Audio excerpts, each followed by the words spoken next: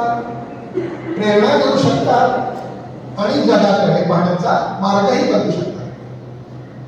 कवितेचे सौंदर्य, प्रगल्भ लेख अशा अप्रतिम प्रतिभेचे कौतुक करावे तेवढे थोडेच. लेखन, कविता वाचन या कलाविष्कारांमध्ये पारंगत मित्रमंडळींच्या सुश्राव्य कविता आणि लेख याचा आपण आस्वाद घेणार.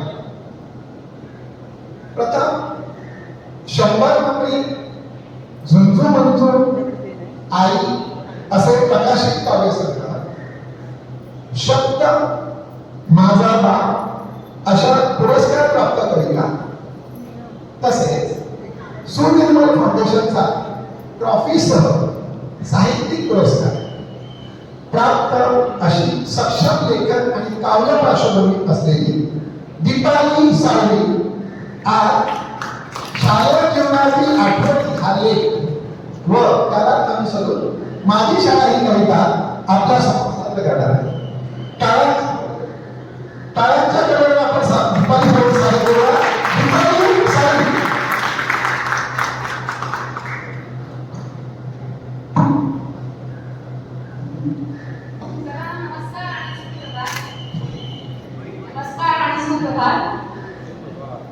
Hello hello hello hello hello आवाज आहे, सांग ना. सर्वांना नमस्कार आणि सुप्रभात. आज आपण इतके मोठ्या संख्येने या कार्यक्रमाच्या निमित्ताने जमला त्याबद्दल मनस्वी धन्यवाद. आणि आमच्या या आयोजकांनी गेले 2 महिने अथक परिश्रम करून हा कार्यक्रम करण्याचं ठरवलं आणि तो यशस्वी व्हावा म्हणून खूप प्रयत्न केले, तर त्यांचेही मनापासून आभार. आता शाळा म्हटलं की प्रत्येकीला आपल्या जीवनातील अनेक वाईट गोड अनुभवाला मिळतात, आठवतात आणि मनाच्या कुठच्यातरी एका कोपऱ्यामध्ये आपल्या शाळेचे प्रतिबिंब तयार झालेले असते. आणि त्या शाळेचं प्रतिबिंब जेव्हा उफाळून येतं तेव्हा असे कार्यक्रम साजरे होतात. आणि मी माझ्या लेखाद्वारे या कडूगोड आठवणींना एक उजाळा देण्याचा प्रयत्न केला छोटासा. आणि त्या लेखाच्या अनुषंगानेच मी एक कविता सुद्धा सादर करणार आहे. प्रथम माझ्या लेखाचं नाव आहे आठवणींच्या हिंदोळ्यावर. शालेय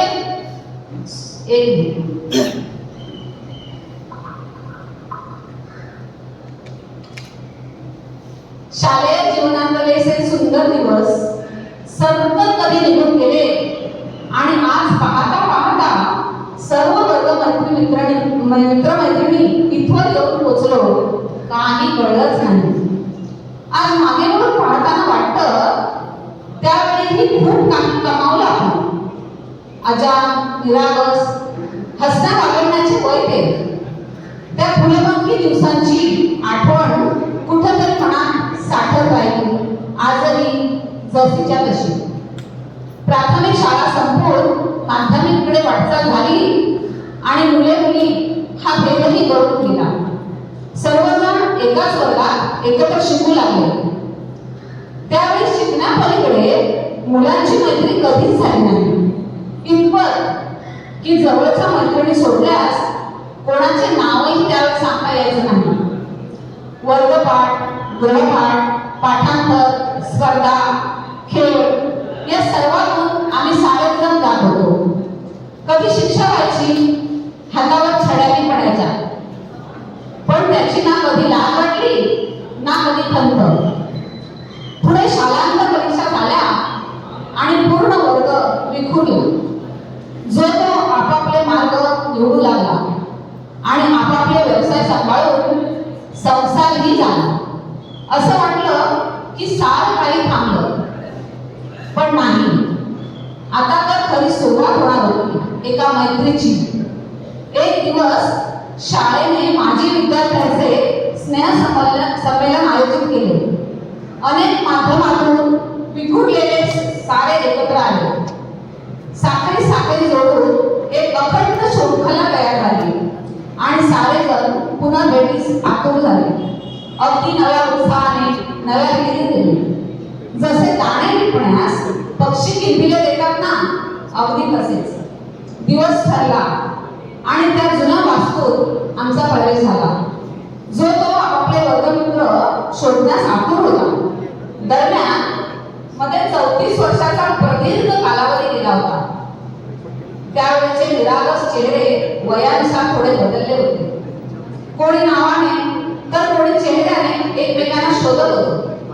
पुनर्भेटींचा असा तो सोहळा अविस्मरणीय होता. गाठीभेटी, आलिंगन आणि अखंड गडबड वय विसरून प्रत्येक जण अनुभवत होता. त्यावेळेचे गुरुजन भेटण्याचा आनंद हा काही कमी नव्हता. जुनं सार नव्याने आज गोंधळी साठत गेलं. हा आनंद शाळेनंच तर दिला होता. तेव्हापासून आज तागाय सुरू झालेला हा प्रवास अजूनही तसाच आहे. वर्षातून एक दिवस आम्ही भेटतो, निरनिराळे कार्यक्रम ठेवतो, निसर्गाच्या सानिध्यात राहतो आणि त्या सहवासातूनच शाळेसाठी काहीतरी करण्याची प्रेरणाही देतो. तसे आमचे अनेक मित्रमैत्रिणी गरजूंना मदत करण्यासाठी नेहमीच अग्रेसर असतात. त्या वृद्धाश्रमात जाऊन आजी आजोबांची विचारपूस करण्यासाठी वेळ काढतात. आमच्या या कराड्याने विविध क्षेत्रातले अनेक घेरे आघाडीवर आहेत. शाळेसाठी काय वाटतं हे एकाच ठिकाणी झपाटलेले आहे. उदाहरण द्यायचं म्हणजे सर्वांच्या सहभागातून दत्तक घेतलेला शाळेचा एक वर्ग. पण या साऱ्या जीवनाला एक किनार आहे, दुःखाची, वेदनेची. कोविड काळात झालेल्या उलटापालटीची. आमच्याकडून हसते खेळते चेहरे काळाने कायमचे हिरावून गेले. त्याही अगोदर असेच काही देवाला प्रिय झाले. आजही त्यांची प्रकर्षाने आठवण येते आणि मन कातर होतं. या आणि अशा सर्व घडामोडीतूनच आजचा हा दिवस आपण साजरा करत आहोत. आम्ही सर्वजण वयाचा एक टप्पा पूर्ण करत आहोत आणि त्या निमित्ताने या षष्ठपूर्ती सोहळ्यासाठी आमच्या कुटुंबियांना सुद्धा आम्ही आमच्या सामील करून घेण्याचं ठरवलं आहे आणि त्याचं श्रेय या आमच्या हिऱ्यांनाच जातं. प्रत्येकाच्या आमच्या कलागुणांनी सजलेला असा हा आमचा ग्रुप हा असाच अखंड राहो हीच प्रार्थना. आणि माझ्या काव्यात सांगायचं तर एक छोटीशी कविता मी आपल्याकडे सादर करते. मैत्र जीवाचे शाळेतच घडले, मैत्र जीवाचे शाळेतच घडले, न मागताही सारे काही मिळाले. जुने ते सारे नव्याने पुन्हा उमगले, जुने ते सारे नव्याने पुन्हा उमगले, अतीव आनंदाने मन भरून आले. तीच शाळा तोच वर्ग स्मृतीपटलावर आहे कोरलेला. मावळत्या सायंकाळी अजूनही मैत्र धागा आहे जोडलेला. वेदना म्हणीची काय सांगावी, वेदना म्हणीची काय सांगावी, जे सोडून गेले.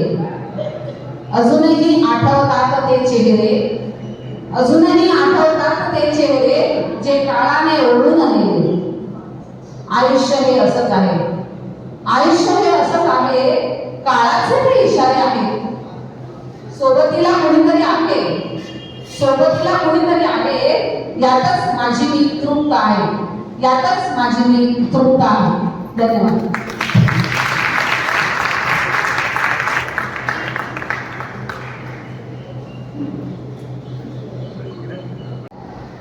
कारण अगदी ध्यानीमनी नसताना सुद्धा आता माझं नाव पुकारलं पुरस्कारासाठी आणि माझ्या डोळ्यात सरकट पाणी आलं. कारण हे आनंदाचे अश्रू आहे. आज साहित्य क्षेत्रामध्ये असताना मला जे काही पुरस्कार मिळाले त्याच्यापेक्षाही आज हा पुरस्कार मला खूप मोलाचा आणि महत्त्वाचा वाटला. आणि आज हा पुरस्कार माझ्या शाळेतच मला मिळाला याचाही मला खूप अभिमान आहे. खरंच मी भरून पावले आहे. माझ्याकडे शब्दच नाही. धन्यवाद.